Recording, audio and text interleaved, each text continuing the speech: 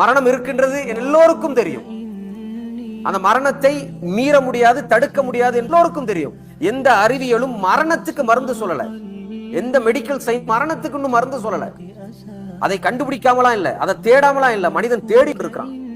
மனிதனுக்கு இந்த உலகத்தை வாழ்றதுக்கு ரொம்ப ஆசைப்படாமலாம் இல்ல. பல் துக்ஸிரூனல் ஹயாத்தத் துன்யா, அல்லாஹ்வே சொல்றான். மனிதா, உனக்கு இந்த உலகம் வாழணும்னு ரொம்ப ஆசை, இந்த உலகம் தான் உனக்கு பிடிச்சிருக்குது. ஆனா எங்க இருக்குது? நிரந்தரம் எங்க இருக்குது?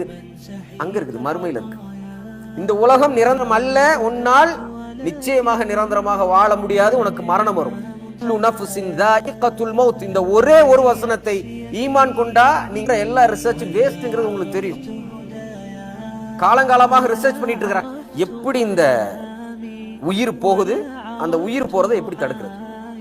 அவனும் ஒருத்தனை பிடிச்சிட்டு போய் கண்ணாடியில அடைச்சி வச்சு இந்த உயிர் போறதை பார்க்க வர்றான், போறான், எல்லாம் பண்ணி பார்க்கறான், நடக்கலையா? எங்க போச்சு உங்களியல்? எங்க போச்சு உங்களுடைய சயின்ஸ்? எங்க வந்து நீங்க வந்து உங்களுடைய அறிவை காட்ட போறீங்க? அல்லாஹ் சுப்ஹானஹு வ தஆலாவுடைய தீர்மானம் அது. அஜல், மனிதனுக்கு சுயமாக சிந்திப்பதற்கான ஆற்றலை அல்லாஹ் கொடுத்திருக்கிறான். நிரந்தரமா இல்ல. நம்ம சிந்திச்சு எப்படியாவது மரணத்தை தடுத்துருவோம் இல்ல, அதெல்லாம் கிடையாது. 60 வயசு 70 வயசு வரைக்கும் நாங்கள் தந்திருக்கிறோம்னா அந்த டைம் முடிஞ்சிருச்சுன்னு சொன்னா முற்படுத்தப்படாது, பிற்படுத்தப்படாது.